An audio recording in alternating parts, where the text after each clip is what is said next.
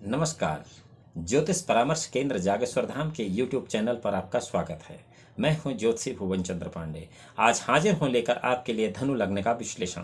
प्रिय दर्शकों, पूर्व में वृश्चिक लग्न, तुला लग्न, कन्या लग्न, सिंह लग्न, कर्क लग्न, मिथुन लग्न, वृष लग्न और मेष लग्न का विश्लेषण आपके लिए कर चुका हूं। वह सारी वीडियो इस पर अपलोड है। आज धनु लग्न का विश्लेषण हम लोग कर रहे हैं। यह धनु राशि का नहीं बल्कि धनु लग्न का है। यदि किसी जातक की कुंडली में लग्न में धनु राशि में ही चंद्रमा है तो उसके लिए इसका शुभाशुभ फल हो सकता है, परंतु यह जरूरी नहीं है कि जैसा शुभाशुभ फल आपको यहाँ बताया जाता है ऐसा ही ग्रह स्थिति अगर आपको अपनी कुंडली में दिखे, उसके बावजूद भी यह फल अगर नहीं घटित हो रहा है तो इसके लिए विश्लेषण कराना आवश्यक है। क्या आपके ग्रहों की स्थिति ऐसी है जैसी कि यहाँ बताई जा रही है? इसके लिए आपको अपनी पत्रिका का अवलोकन किसी विद्वान ज्योतिषी से करा लेना चाहिए, अन्यथा आपको इसमें ध्यान से यह देखना चाहिए कि जो वीडियो में बताया जा रहा है क्या वह बिल्कुल स्थिति वस्तु की तरह आपकी कुंडली से मेल खाता है या नहीं खाता है।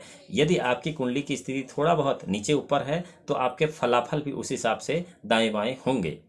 यहाँ हम यह भी बताएंगे कि धनु लग्न की कुंडली में जिन जातकों के ग्रह बिल्कुल सही स्थिति में हैं और उसके बाद उनको अशुभ फल दे रहे हैं, शुभ फल नहीं दे रहे हैं, तो उन जातकों को क्या करना चाहिए, इसका उपाय इस वीडियो के अंत में दिया जाएगा। यदि आपको यह वीडियो अच्छी नहीं लगती है तो आप वीडियो स्किप करने के बाद केवल उपाय जानना चाहते हैं तो वीडियो स्किप करिए और उपाय सुन लीजिए, अन्यथा आप वीडियो पूरा देखिए। और यदि आपको यह वीडियो अच्छी लगती है तो आप इस चैनल को सब्सक्राइब करिए, लाइक करिए, शेयर करिए, बेल बटन दबाइए ताकि आपको यह अनमोल ज्ञान की वीडियोज स्वतः ही जल्दी से जल्दी प्राप्त हो सके।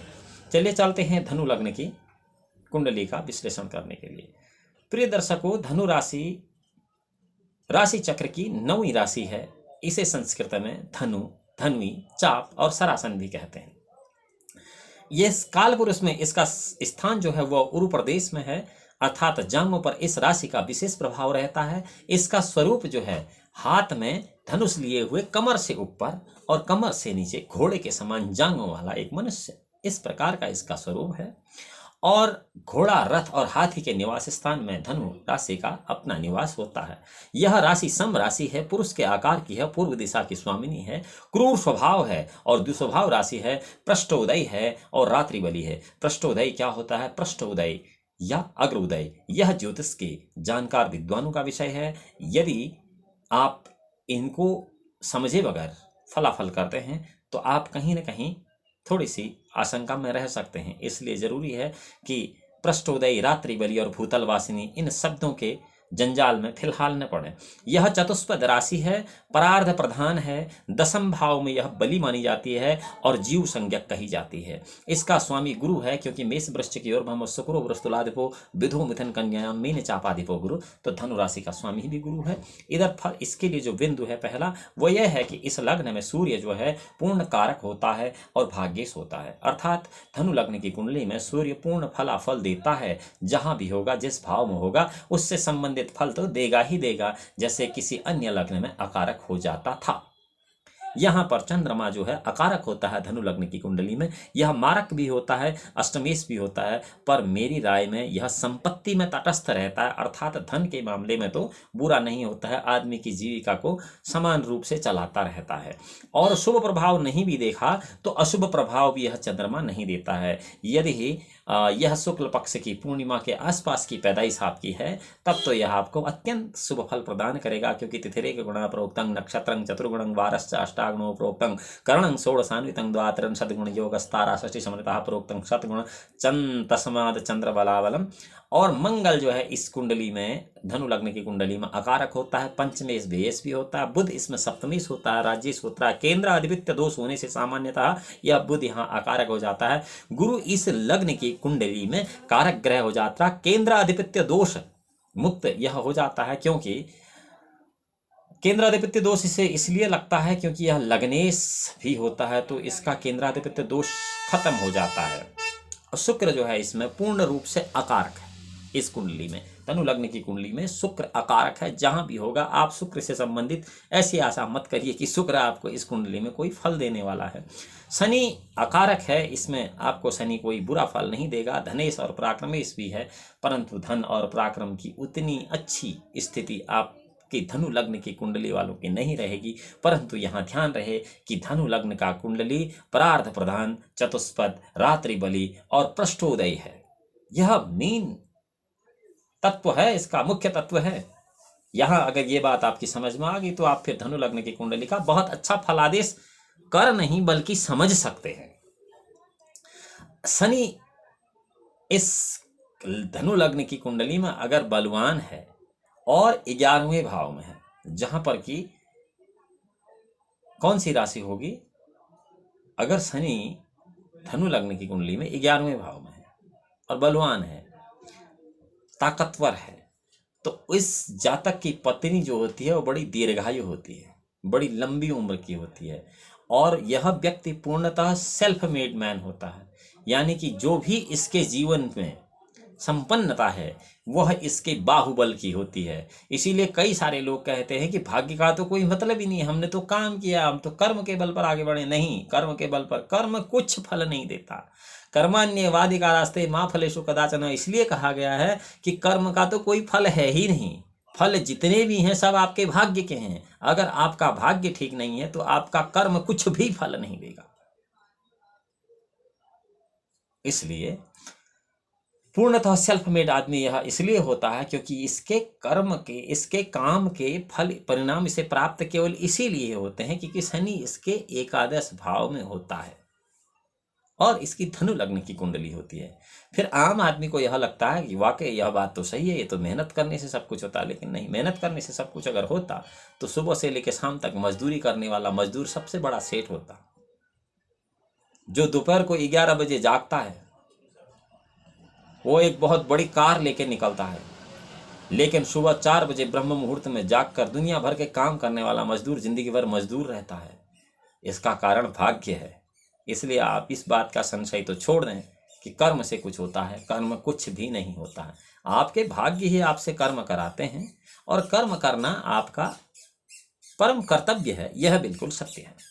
परंतु कर्म फल देता है यह सर्वथा अनुचित और सर्वथा गलत है, क्योंकि किसी भी कर्म के किसी को फल नहीं मिलते। जो दुनिया भर की झूठ बोलता है, दुनिया भर की ठगी करता है, दुनिया भर के पाप कर्म करता है, क्या उसे ऐसे फल मिलते हैं? नहीं। लेकिन एक सज्जन पुरुष भी बहुत बड़े कष्ट भोगता है, तो उसने कौन से कैसे कुकर्म अभी किए हैं? ये सब प्रारब्ध का कर्म और आपका भाग्य है। इसीलिए कहा गया है कि काल बली है। पंचम भाव में अगर शनि है, ये धनु लग्न की कुंडली की बात कर रहे हैं, तो स्त्री की आयु कम होती है। परंतु यहाँ ध्यान रखना यह आवश्यक है कि आप किसी भी कुंडली में 5वें भाव में शनि देखें धनु लग्न की और यह बोल दें कि इसकी स्त्री की आयु कम है, बिल्कुल गलत। इसके लिए आपको सभी प्रकार के ग्रहों की गणना का आकलन करना आवश्यक है।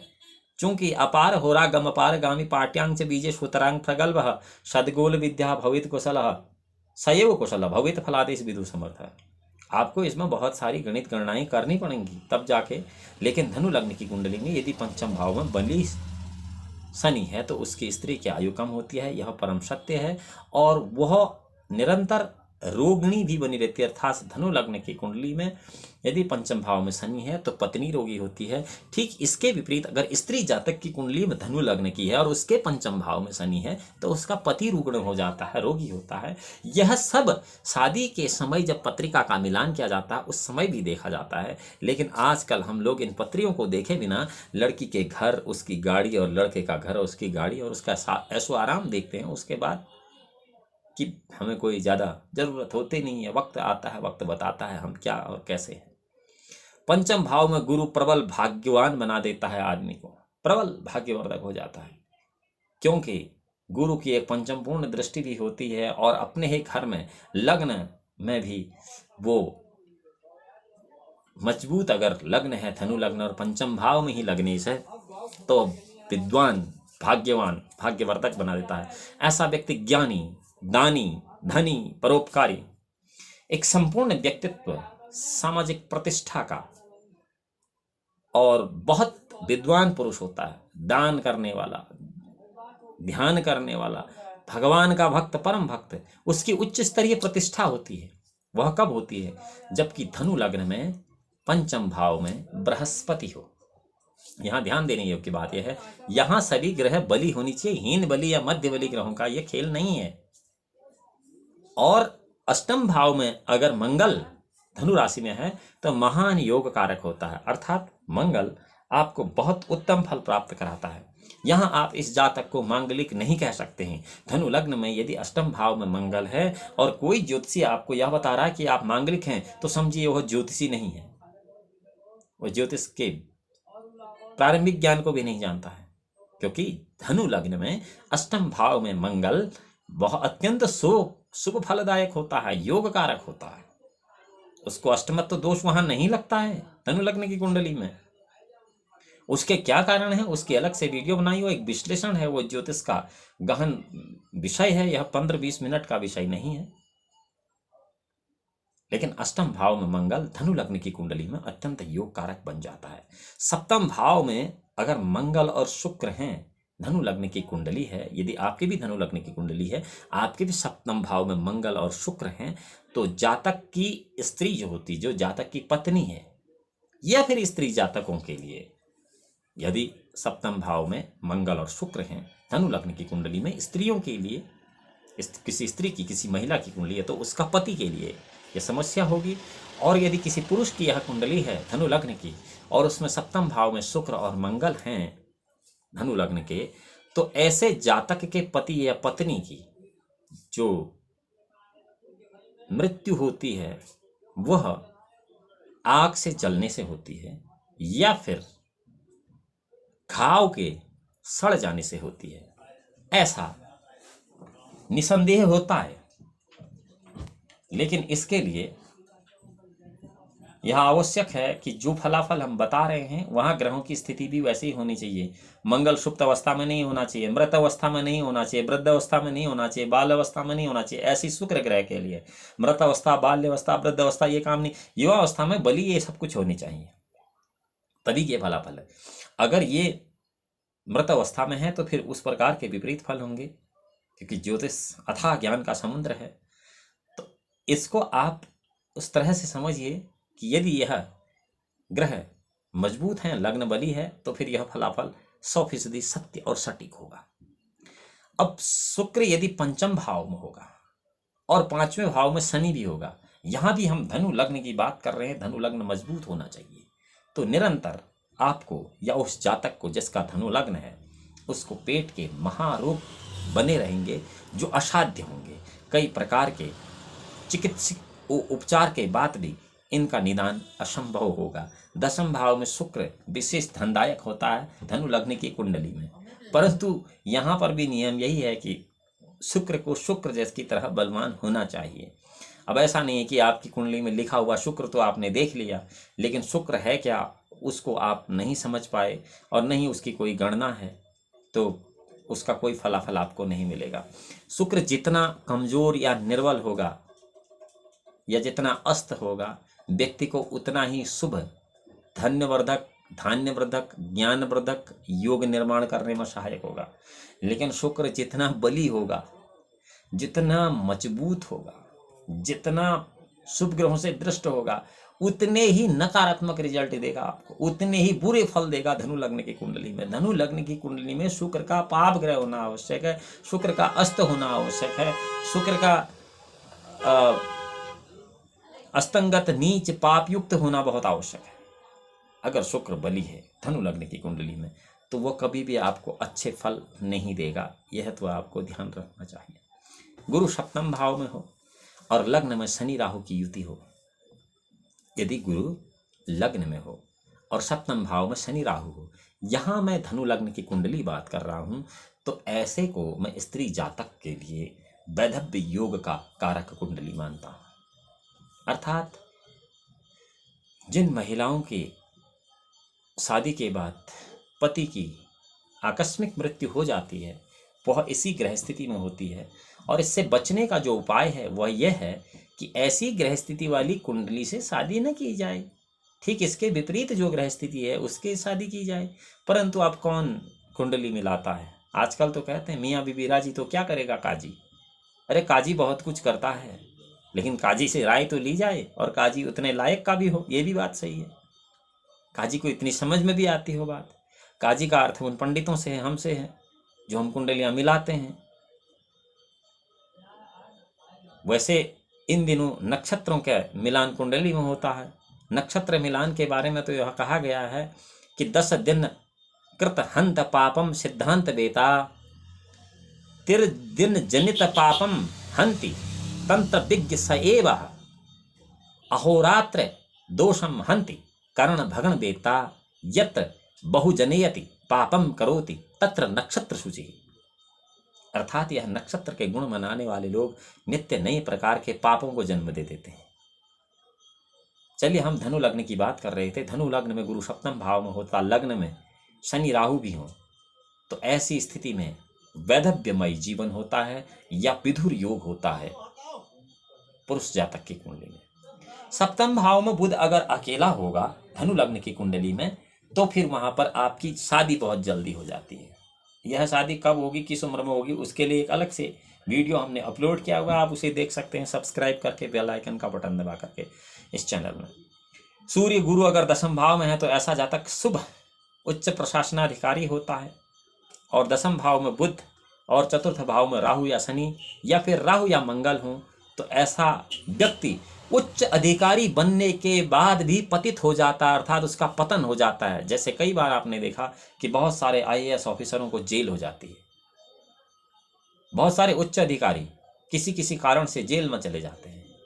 तो यह वही योग है कि धनु लग्न की कुंडली में दशम में बुध, चतुर्थ भाव में राहु या शनि या राहु या मंगल, वह व्यक्ति उच्च अधिकारी तो बनेगा परंतु वहां से उसका पतन हो जाएगा। अब इसके लिए क्या है, जब आदमी उच्च अधिकारी बन जाता है तो इन बातों को नहीं मानता, क्योंकि यह मनुष्य का स्वभाव है। एको अहम न भूतो न भविष्यति। मनुष्य के नाश की जड़ घमंड है, तो घमंड हो जाता है। जब घमंड हो जाता है वो किसी बात को मानता नहीं है। लेकिन दशम भाव में बुध है, चतुर्थ भाव में राहु या शनि है, राहु या मंगल है, तो ऐसा व्यक्ति जिसका भाग्य ठीक होता है वो किसी ज्योतिषी की सलाह ले लेता है और इन ग्रहों की शांति कर लेता है। राहु या शनि के लिए, राहु या मंगल के लिए नाना प्रकार के मंत्र हैं, नाना प्रकार के यंत्र हैं, नाना प्रकार की रेमेडी ज्योतिष में उपलब्ध हैं। उन ग्रहों की अगर शांति करता तो उस उच्च अधिकारी का पतन कभी नहीं होता। परंतु हो यह सोई जो राम रची राखा, जब उसने भोगना तो अच्छी बात को मानता नहीं है, नहीं उसे अच्छी बात बताने वाला कोई व्यक्ति मिलता है, तो यही उसका भाग्य है। धनु लग्न में अष्टम भाव में वृष का अगर बुध है तो ऐसे आदमी को बहुत सारे त्वचा के रोग होते हैं। जिन लोगों के मुंह में बड़े बड़े दाग धब्बे होते हैं, आधे सफेद आधे काले हो जाते हैं, उनके लिए यही ग्रह स्थिति होती है कि धनु लग्न में अष्टम में वृष का बुध होता है और बुध बली होता है, तो तब नाना प्रकार के यह त्वचा के रोग आदमी को दे देता है। मंगल शुक्र की युति या दृष्टि संबंध, यदि मंगल शुक्र को देख रहा है या शुक्र मंगल को देख रहा है या दोनों किसी एक जगह पर ये स्थित हैं, उपस्थित हैं और दोनों बली हैं, धनु लग्न की ही कुंडली है, तब तो जीवन भर उपद्रव कराते रहते हैं उस आदमी के जीवन में। कभी कुछ कभी कुछ कभी कुछ कभी कुछ, उसे पल भर की शांति नहीं होती है। लेकिन यहाँ भी ध्यान रखने वाली बात यह है, मंगल शुक्र की युति या दृष्टि संबंध में अगर इस प्रकार के उपद्रव है तो इसके लिए भी आप इन ग्रहों को ही संतुष्ट कर सकते हैं। यह ग्रह आपको शांति प्रदान करेंगे, इसमें कोई संशय नहीं है। आप बहुत शुभ फल प्राप्त कर सकते हैं, परंतु इम्प्लीमेंटेशन और यूटिलाइजेशन जो है ये आपका सेल्फ है। हम तो केवल आपको सलाह दे सकते हैं, वो भी निःशुल्क है। शनि पंचम भाव में है तो अत्यंत शुभ फल देता है। यह भी धनु लग्न की कुंडली का फल है। धन वाहन भूमि का कारक बनता है, अत्यंत भौतिक सुख संपन्नता करा देता है। तुलाकारा शनि पूर्ण रूप से शुभ फलदायक होता है धनु लग्न की कुंडली में। और तीसरा शनि नवम भाव में सूर्य शुक्र, तीसरा शनि का मतलब तृतीय भाव में अगर शनि है, धनु लग्न की कुंडली है, नौवें घर में भाग्य भाव में सूर्य और शुक्र हैं, और ऐसे समय में यदि आदमी को शनि की 7.5 चल जाए तो उसका भाग्य उदय हो जाता है। आयु, आरोग्य, ऐश्वर्य, संतान, धन सब जगह से उत्तरोत्तर वृद्धि होने लगती है। प्रिय दर्शकों, इस सीरीज की धनु लग्न की कुंडली का शुभाशुभ विश्लेषण आपको मैंने संक्षिप्त रूप से कराया है। अब आपको बताते हैं कि धनु लग्न की कुंडली में यदि आपकी धनु लग्न की कुंडली है और आपको शुभ ग्रह शुभ फल प्राप्त नहीं करा रहे हैं तो आपको क्या उपाय करना चाहिए। एक चीज और है, यदि आप अपनी कुंडली का विश्लेषण कराना चाहते हैं तो आप इसी चैनल के कमेंट बॉक्स में अपना डिटेल भेज सकते हैं। हम आपकी समस्या का समाधान कर देंगे और हमारे वहाँ परामर्श की निःशुल्क सेवाएं हैं। ज्योतिष परामर्श केंद्र जागेश्वर धाम में किसी प्रकार का परामर्श शुल्क नहीं लिया जाता है। यह आज से नहीं, जब से इस केंद्र का संचालन जागेश्वर धाम में हो रहा है तब से ही यहाँ निःशुल्क सेवाएं हैं। और अब आपको बता देते हैं कि धनु लग्न की कुंडली में क्या आपको ऐसा करना चाहिए कि जिससे आपके ग्रह आपको शुभ फल प्रदान करें। ओम बृहस्पते अतियर्यदो अर्हाद धूमद्भाति कर्तमंजनेषु यतिच्छवसरित प्रजातः तदमास द्रविणं देहि चित्रं। ओम बृहस्पते नमः। देवगुरु बृहस्पति के इस वैदिक मंत्र का एक माला सुबह, एक माला शाम, बृहस्पतिवार से आरंभ करके यदि आप जाप करेंगे 108 की संख्या में, तो धनु लग्न में स्थित सभी ग्रह आपको शुभ फल प्राप्त करना, प्रदान करना शुरू कर देंगे और अशुभ फल देना बंद कर देंगे। आपका कल्याण हो जाएगा। भगवान भोलेनाथ आपका परम कल्याण करें। इसी आशा के साथ कि अगली वीडियो में हम हाजिर होंगे मकर लग्न का शुभाशुभ विश्लेषण संक्षिप्त रूप से। तब तक के लिए नमस्कार।